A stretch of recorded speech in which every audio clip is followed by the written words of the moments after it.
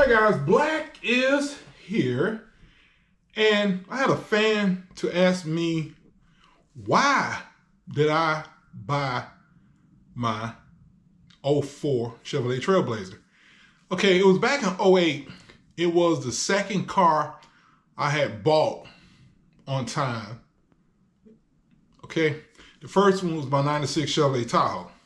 Okay, the Trailblazer at the time, I had filed for bankruptcy a few years earlier, 1 or 2 years earlier, I think. And my credit score was not very good. Okay. That, what do you call it? Bankruptcy thing kind of like messed my credit up. Okay. Okay, so anyway, I wanted a Passat.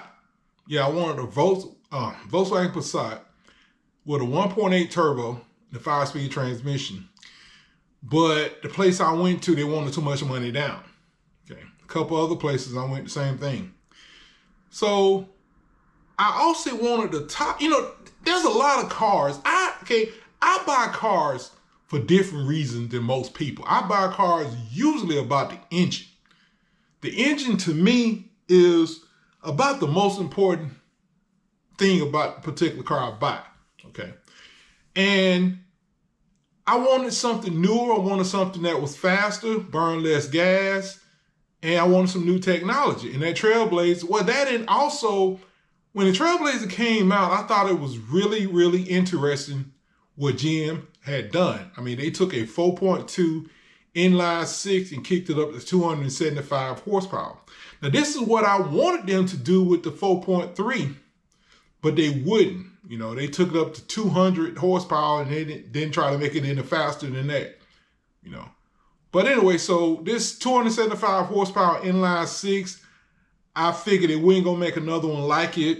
And I just wanted, I wanted to see what it felt like to drive an inline six, because, you know, my dad owned a junkyard. So I grew up around cars. I spent my whole life around cars. And I always heard people talk about six cylinders as being slow and weak and underpowered. Okay. Now, when I drove a 240, I found out that that was not the case. When I drove a 260, a 280Z, 280ZX Turbo, drove a BMW 325i, all these cars made me realize that inline sixes are not slow. It's just some of them are built slow, but they can be just as strong as V8s or whatever. So anyway, I wanted this Trailblazer, right? So I saw it at a car lot. I test drove it. Now, here's the crazy part. I said I would never do this again. I popped the hood, looked at this car, I popped the hood, and I checked the oil, checked transmission fluid, and I noticed some rust on the transmission dipstick. And I'm like, why is this rust on the dipstick? I mean, it was like a spot by this big, had some rust on. I'm like, why is there rust right here? So that gave me the impression there was some moisture or something inside the transmission, you know. Well, I went ahead and test drove the car because I did not think they was going to sell it to me. I figured they was going to want a bunch of money down and I wasn't going to be able to afford the car. So I actually thought it was safe to test drive this car. But anyway, I test drove it. You know, I liked it. It was okay. And I come back and turns out they only wanted $1,000 down. And I forgot all about the rust on the dipstick. But anyway, I bought the car. I think it was $1,000 down. And I had to pay, I think like $100. Not $100. What was it? $400 a month for 42 months, which they screwed the hell out of me. 23% interest on interest. Back then, I didn't know how the interesting, let me change that. I didn't know paying 23% APR was going to cost me like $170 something a month, you know, in interest, which is ironic because later when I bought my F-150 at 2.09, that was a $40,000 truck. And I wasn't even paying half the interest per month than I was on that Trailblazer. Trailblazer, like I said, was $170 something.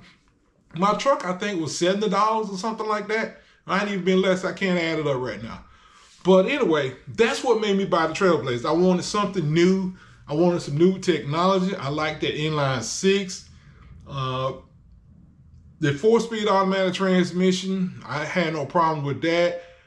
I didn't want 4-wheel drive because my Tahoe was 4-wheel drive, so I didn't need another 4-wheel drive vehicle. But now sometime I wished that it was 4-wheel drive, you know. But I bought it with 65,000 miles. The first problem I had with it, I didn't realize it was a problem, but the clutch fan was bad when I bought it.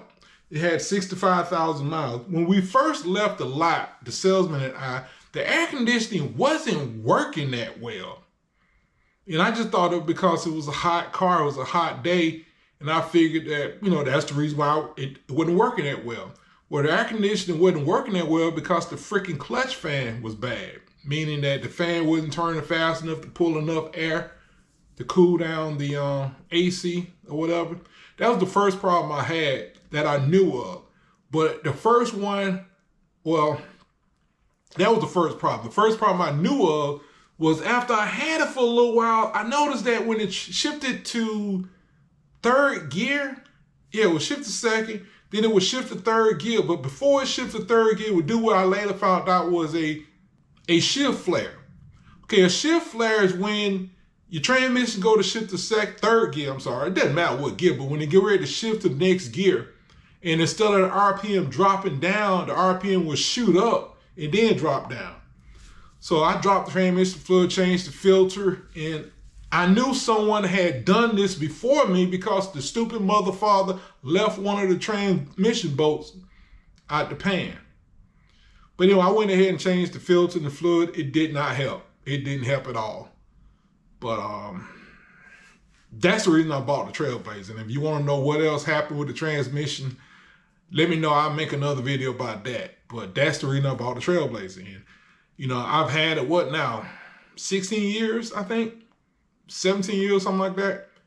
And I mean, the car I've had a few problems with it, but for the most part, that Trailblazer has been a good car. I mean, I had to replace one transmission. Now, I did have 3 transmission problems, but the first 2 I was able to fix myself. First 2 or 3 I was able to fix myself. The shift flare, it took me, I don't know, about 2 or 3 years before I figured out what was wrong with it. I didn't find out until I fixed the Tahoe transmission. That's how I found out what was wrong with it. It was basically a ball stuck in the damn plate that was causing the transmission to have a shift flare. That's all it was. But what else? I had the torque converter shuttering thing. I was coming home one night from work, and at 65 miles per hour, all of a sudden the car started vibrating real bad. And I knew it was the torque converter because when you tap the brakes enough to turn the brake light on a lot of GM cars, well, rear-wheel drive cars anyway, this will unlock the torque converter. And when I unlocked the torque converter, I didn't hear that shutter. Didn't feel it at all. But as soon as I take my foot off the brake and it lock up, it would start back to jittering. What was causing that was GM, long story short, GM designed the damn torque converter where it did not lock completely up. It would slip, they say 50 RPM, the whole time you're driving down the road. It was supposed to have heavy-duty clutches, use a special kind of fluid that would keep the clutches inside the torque converter from burning up, they say. But that's what the problem, basically it was a valve inside the valve body that's supposed to oscillate that controls the slippage where that valve jammed up and it caused the transmission to vibrate. But anyway, I took the valve body out, cleaned the valve body and flipped this valve around, put it back in. It solved the problem, but it caused another problem. And that's too much of a video to tell y'all. I just have to put that on a different video. What else I had with it? I had a motor mount to go one time. Oh, the thermostat, had to replace it one time. What else? The clutch fan, I replaced more clutch fans than anything else. I mean, if the damn thing had an electric fan, it would be a great car. Oh yeah, it's not good on gas either. And I don't know if you know this, but I had this car for like 7 years and it was getting 14.3 miles to the gallon and would not change until one day I was doing some reading online one day and they told me to try the map sensor, and I tried the map sensor, and now it gets like 15.5 mpg. But not yesterday, the last time I filled up, I've been doing some driving back and forth, and it was getting 16 mpg. But before I changed that map sensor, it would only get 14.3. But anyway, if you have any questions, comments, you want to know anything else about the Trailblazer, about me, sexually, personally, do I have a new boyfriend? No, I don't. Girlfriend? Probably won't ever have another girlfriend. Unless she look like a boy and she don't wear makeup and she's kind of sexy and she want to be part of a threesome. I might have a girlfriend then. Dre, y'all have a good day.